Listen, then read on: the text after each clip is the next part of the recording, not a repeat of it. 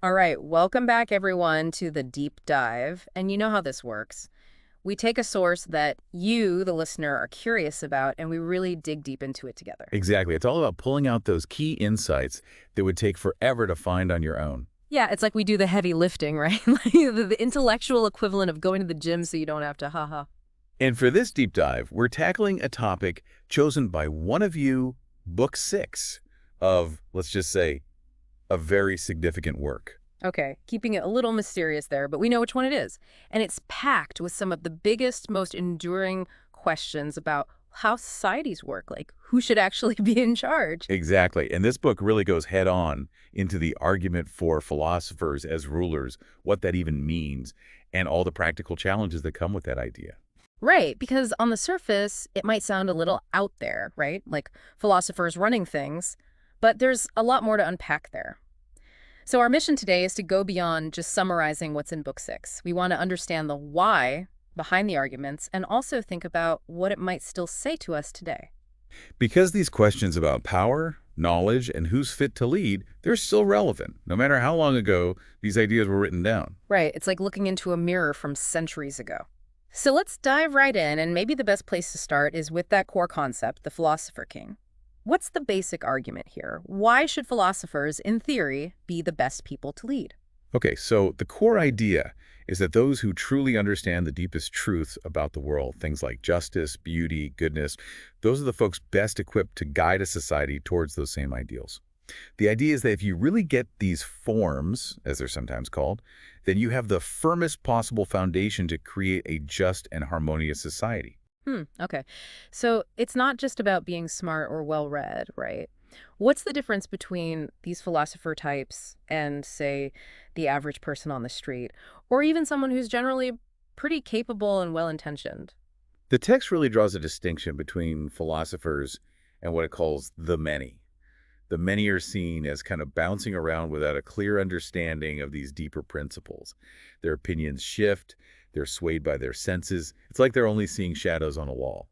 Yeah. Okay. So their view is kind of limited by their immediate experiences. Yeah, exactly. But philosophers, they're portrayed as grasping the unchanging, eternal nature of things. It's like they see the real patterns behind everything, the stuff that doesn't change even if the world around us does.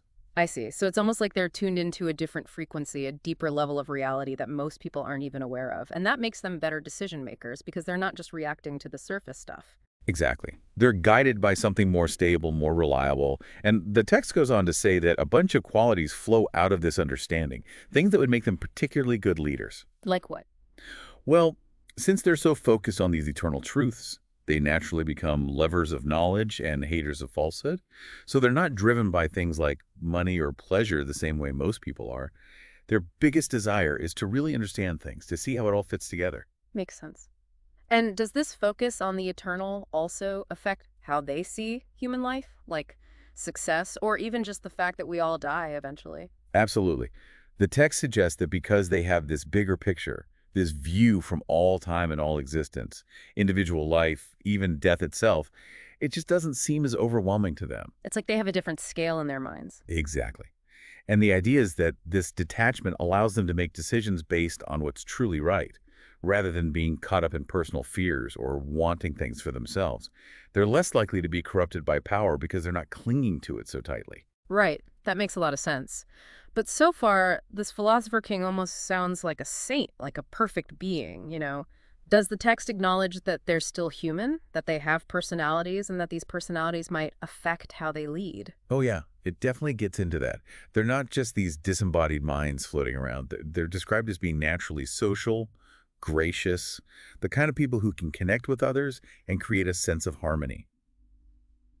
And crucially, they're said to be free from both cowardice and arrogance. Okay, so they have a kind of balance to them. Exactly. They're brave, but not reckless, confident, but not egotistical.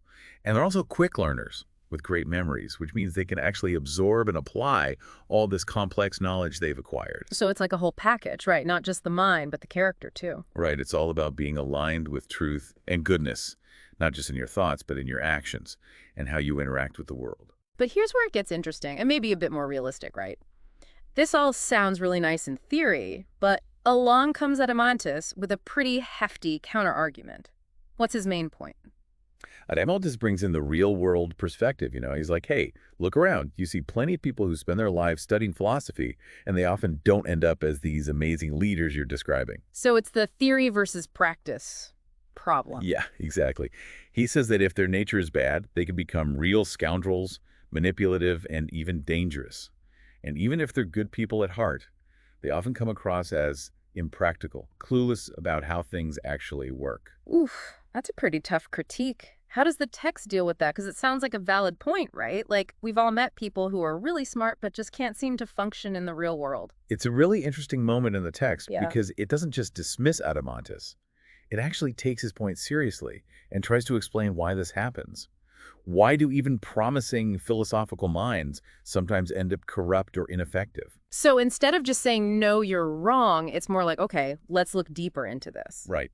And the basic answer it comes up with is that even the best natural talents need the right environment to flourish. It's like a strong seed that falls on barren ground. It's not going to grow properly, right? Okay, that makes sense. So what are some of the unfavorable conditions that the text identifies as being particularly harmful to these potential philosophers? The big one is public opinion.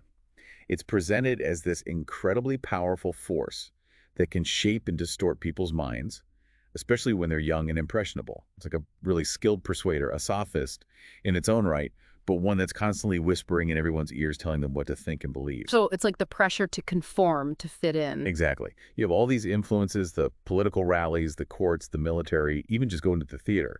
They all reinforce certain values and beliefs, and it becomes really hard to go against the grain. Yeah, especially when you're young, you just want to be accepted. Right. You don't want to be the weird one who's always questioning everything. Right. And the text emphasizes how risky it can be to resist that pressure. Hmm. You can be ostracized, exiled, even killed for going against what everyone else believes. So there's a real cost to staying true to your own path, especially if it leads you away from the mainstream.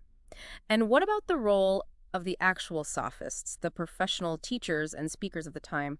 How do they fit into this? The text has a pretty dim view of these hireling sophists.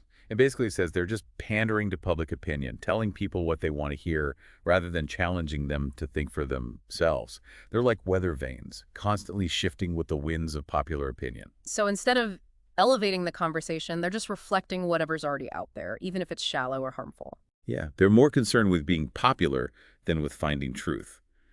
And the text argues that this is all tied to a deeper problem, which is that most people just don't understand or believe in these ideas, these eternal forms that philosophers are trying to grasp. So it's like a fundamental mismatch in worldview. Exactly. Philosophers prioritize these abstract truths, while most people are focused on the day-to-day, the tangible, the things right in front of them. And because philosophers seem so out of touch with that everyday reality, they're often dismissed or even seen as a threat. It's like they're speaking a different language, one that most people don't understand or even want to understand. And the text also talks about how power itself can be a corrupting force, right? Like even someone who starts out with good intentions can get seduced by the allure of political influence. Absolutely. It points out how easily people can be swayed by flattery and the promise of fame, especially those who are naturally gifted. They might start out wanting to do good, but they get drawn into the game of power and lose sight of their original goals.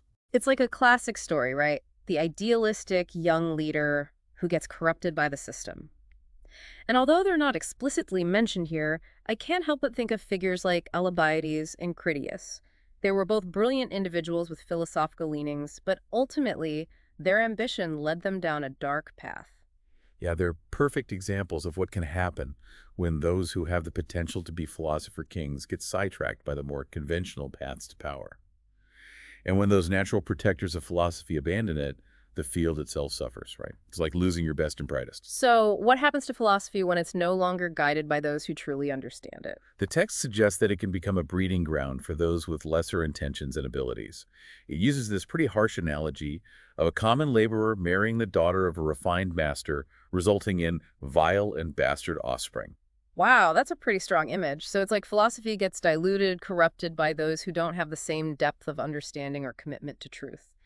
And what becomes of the few genuine philosophers who do manage to stay true to their path? The text implies that they often have no choice but to withdraw from public life. They become like hermits, seeking to preserve their integrity and intellectual honesty by avoiding the corrupting influences of society. They're often misunderstood, maybe even seen as irrelevant, because their concerns are so different from those of the majority. It's a bit of a bleak picture, right? The ideal ruler either gets corrupted or ends up isolated and ignored. But the text doesn't leave it there. It introduces the idea of a longer way to address this problem. What does that entail? The longer way is all about creating a specific kind of education, one that can actually cultivate these philosopher-kings. It's about shaping not just their minds, but their souls, their entire way of being in the world. So it's not just about acquiring knowledge, it's about a deeper transformation. Exactly. And the text argues that the traditional education of the time, focused on things like music and gymnastic, while important, is simply not enough to achieve this. They're good for developing character and a sense of harmony within the individual, but they don't lead to the kind of intellectual insight and understanding of true being that a philosopher-king needs. They lay the groundwork, but something more is needed. And if I remember correctly, mathematics, particularly the study of number or calculation, plays a crucial role in this longer way. Yes, mathematics is seen as this foundational discipline, a universal science that has the unique ability to guide the soul towards the realm of true being, the unchanging reality that lies beyond the physical world. It's a bridge from the concrete to the abstract. Okay, but how does that work in practice? I mean, we all learned basic math in school, but I don't know if I'd say it led to any profound philosophical insights. Haha. Well, the text uses a simple example to illustrate this idea, the perception of three fingers. When we see three fingers, our senses tell us they're separate, distinct objects.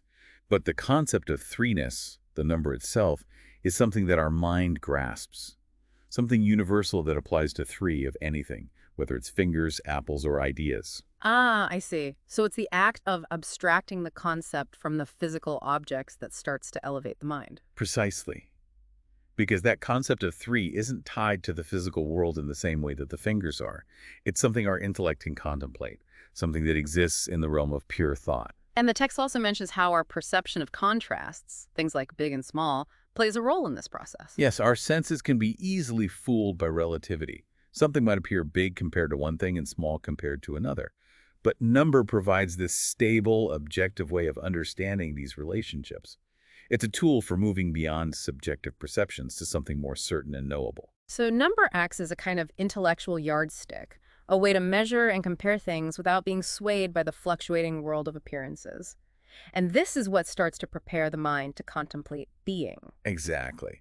Because mathematics deals with these abstract concepts that aren't bound by the physical world, it trains the mind to think in those terms, to move beyond the concrete and the changing towards the eternal and unchanging. It's like a mental workout, building up those abstract thinking muscles. And the text even gets into how the true arithmetician views unity, the concept of one. Yeah, it's a really fascinating point. The true arithmetician sees unity as fundamentally indivisible and absolute. When we perform mathematical operations like division, we're not actually breaking down that fundamental unit of one, but rather dealing with multiplicity, with combinations and relationships between these indivisible units. It's like a different way of thinking about something that seems so basic, right? It's not just about dividing a physical object into pieces. It's about understanding these deeper, unchanging relationships between numbers. Exactly. And the text emphasizes how engaging with arithmetic in this way can actually sharpen our minds, make us more intellectually agile, and able to grasp complex ideas. So it's not just about memorizing times tables, it's about cultivating a certain way of thinking. And beyond arithmetic, the text briefly discusses harmonics and astronomy. How do they fit into this educational progression? Harmonics, the study of musical harmony, and astronomy, the study of the celestial bodies, are presented as these sister sciences that build upon the foundation of mathematics. They're like stepping stones, bridging the gap between those abstract mathematical principles and the observable world. Okay, so harmonics is about applying those numerical ratios to the realm of sound, while astronomy does the same for the realm of sight and the movement of the cosmos. Right. But the text offers a critique of how these sciences were being approached at the time, particularly by the Pythagoreans. They focused too much on the sensory experience, on what they could hear or see, rather than on the underlying mathematical principles. So in music, for example, they were fixated on the pleasant sounds, the consonances, but they weren't necessarily understanding the numerical ratios that produce those sounds. Exactly. They were stuck at the level of sensory perception instead of digging deeper into the abstract structure beneath it. And this applies to all the sciences. They should ultimately lead us towards the good, not just towards pleasing sounds or pretty sights. Right. It's about using them as tools to understand the deeper nature of reality. And that brings us to the pinnacle of this whole intellectual journey, dialectic. What exactly is dialectic in this context, and why is it seen as the ultimate form of knowledge? Dialectic is presented as the highest form of intellectual inquiry, the science that deals with absolute truth. It goes beyond relying on assumptions or hypotheses and aims to reach the fundamental principle which is above hypotheses, the ultimate ground of all knowledge. It's about asking those deep, probing questions and engaging in rigorous, reasoned dialogue to get to the heart of things. So it's not just about accumulating facts, but about critically examining those facts, challenging assumptions, and arriving at first principles through careful reasoning and discussion. Exactly. And it builds upon all the knowledge and skills gained from studying those previous sciences, like mathematics. The clarity, the precision, the ability to follow a logical argument, those are all tools that dialectic uses to explore even more complex and abstract concepts. It's like taking all those mental tools you've developed and applying them to the biggest questions of all. And the text also mentions four faculties of intellect and opinion. What are those, and how do they relate to this process of dialectic? So the four faculties are presented as a kind of hierarchy of cognitive abilities. At the lowest level, you have imagination, which is basically the perception of shadows, the illusions that our senses create. Then you have belief, which is faith in the sensible world, the things we can see and touch. Okay, so those are both focused on the world of appearances, the stuff that's constantly changing and can be deceiving. Right. Then, above those, you have understanding, which deals with hypotheses and the mathematical sciences. This is where we start to move towards more abstract and certain knowledge. And finally, at the very top, you have reason, which is the domain of dialectic and true knowledge of the forms. So it's like a ladder climbing from the shadows up to the light of true understanding. And dialectic is the tool that helps us make that ascent. Exactly. It aims to elevate the soul from those lower faculties that are focused on the changing world of appearances and opinions up to the highest faculty of reason, where we can grasp true being and attain certain knowledge. And what's the ultimate goal of using dialectic to understand those fundamental truths, those forms, including the form of the good? The goal is to define the very essence of each concept, to rigorously distinguish the good from the bad, and to be able to defend the good against any and all objections. It's about achieving this clear, unshakable understanding of what is truly right and good, so that you can then apply that understanding to every aspect of life, including how you govern a society. It's like creating a solid moral and intellectual foundation for everything else. And for those who are meant to rule, those philosopher kings, this training in dialectic is absolutely essential. It's absolutely crucial. The text stresses that future rulers need to be steeped in dialectic so they can ask and answer those big questions intelligently, critically examine different perspectives, and ultimately attain what it calls the coping stone of the sciences, a complete, unified understanding of how it all fits together. So they need to be master debaters, able to hold their own in any intellectual arena and arrive at sound judgments based on reason and knowledge. And what kind of qualities must they have to even be capable of undergoing this demanding training? Well, they need to be naturally sharp, quick learners with good memories, and they need to be absolutely dedicated to the pursuit of knowledge. It's not for the faint of heart, haha. They also need to have a broad, comprehensive mind, the kind that can grasp complex connections between ideas. And the text even suggests that this intense training should ideally start around the age of 30, after they've already laid a solid foundation in the preliminary sciences. Wow, that's a long and rigorous path. But I think we're starting to see why it's necessary. It's not just about being smart or well-intentioned. It's about cultivating a very specific kind of mind and character, one that's capable of leading a society towards true justice and goodness. Exactly. Book 6 gives us this really challenging vision of what it takes to achieve true wisdom and create a just society. And it all hinges on this rigorous intellectual and personal development. It's a high bar to set, but it makes you think about the qualities we should be looking for in our own leaders. Absolutely.